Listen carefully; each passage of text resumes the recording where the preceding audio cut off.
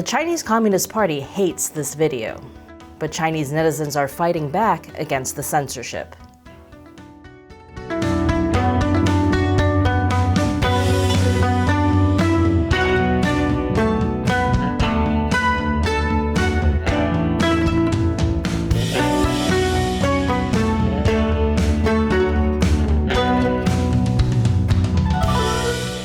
Welcome to China Uncensored. I'm Shelley Zhang, filling in for Chris Chappell, who's climbing the Great Firewall. This episode is sponsored by Incogni. You probably know that companies are collecting your personal data, but you may not realize just how many. Dozens, maybe hundreds, most of which you've never heard of. And you have no idea what they're doing with it. Incogni helps you stop them. I'll explain more at the end. Living in China means living with censorship. China has the world's most sophisticated online censorship system, known as the Great Firewall. Everyone knows it. Everyone deals with it. Sometimes people try to ignore the things they're not allowed to see. Sometimes they try to jump the firewall with a VPN to get to the rest of the internet. Sometimes they try to get around government censorship with code words and in-jokes, a new language of resistance. And sometimes the entire Chinese internet rises up and fights back against the censors. That's what happened late last week with an online video about the Shanghai lockdown called the Voices of April.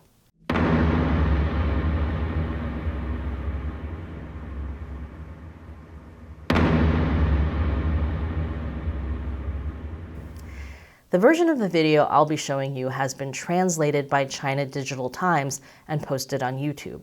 I'll put a link in the description below to the full 6-minute video. The video was first posted on WeChat on April 22nd. Over footage of Shanghai, you hear a series of audio clips from the Shanghai lockdown. You hear people calling for food.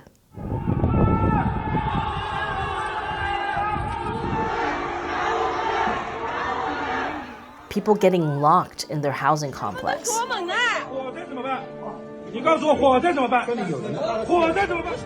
A mother begging her neighbors for medicine for her child.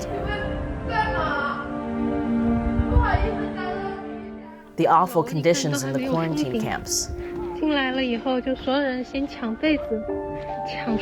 And the frustration of local officials.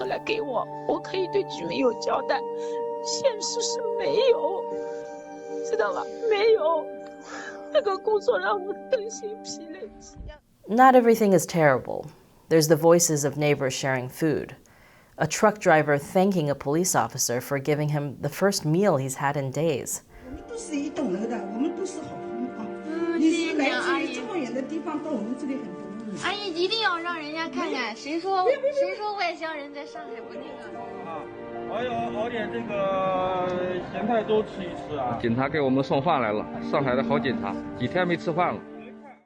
You hear people helping each other.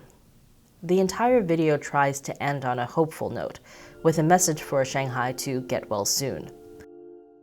But overall, Voices of April gives you a sense of the helplessness, the anger, the desperation of people in Shanghai. Voices of April touched people, it spoke for them, and they wanted to share it. The video immediately went viral and was immediately censored. Here's a leaked censorship directive instructing all Chinese internet platforms to do a comprehensive cleanup of the Voices of April video. All videos were to be removed without exception.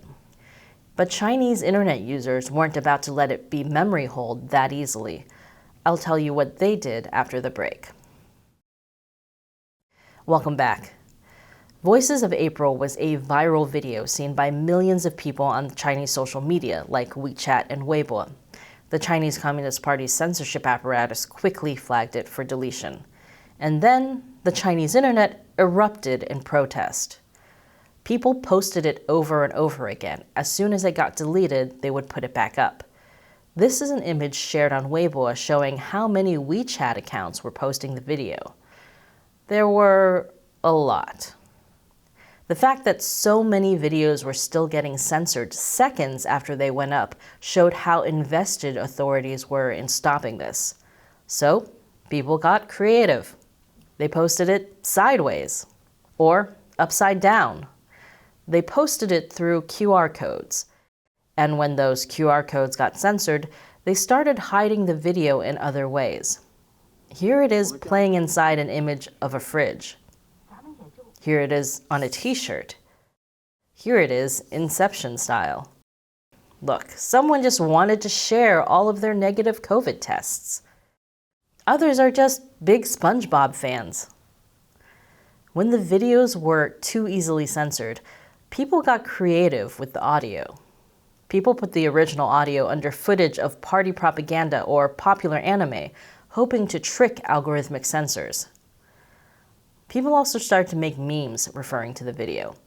Here's an interesting one. The character Chine is an old word for Shanghai and is a homonym for voice.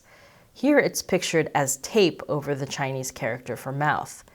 The voice of Shanghai literally being silenced. Of course, the entire time this was happening, the censors were still going at it. Things got so crazy that even the word April was restricted on Weibo. That's when people started to get into next-level memeage, where they refer to the censored thing without mentioning the censored thing. You just assume that everyone else knows what censored thing you're referring to. For example, Chinese state-run TV posted about playing the movie A Quiet Place, and people started using that post to refer to the silencing of Voices of April. And then that post was censored. But speaking of using Western pop culture to make a point, people also started posting the song Do You Hear the People Sing from the musical Les Mis. Okay, the lyrics of that song are not exactly subtle. But I've got to hand it to this guy in Shanghai who decided to bring the protest from the internet back into meat space using his trombone.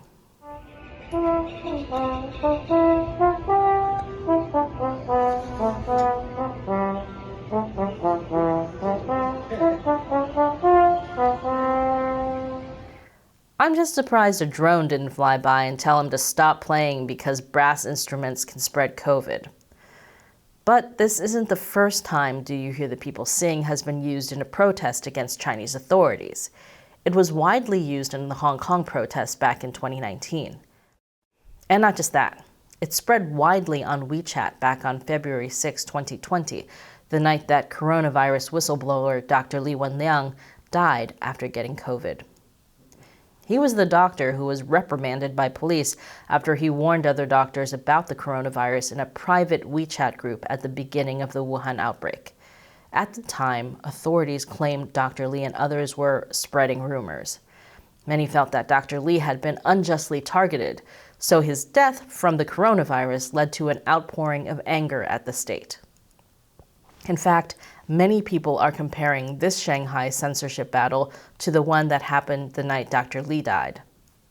On Weibo, two hashtags, the Wuhan government owes Dr. Li an apology and we want freedom of speech, attracted tens of thousands of views before being deleted.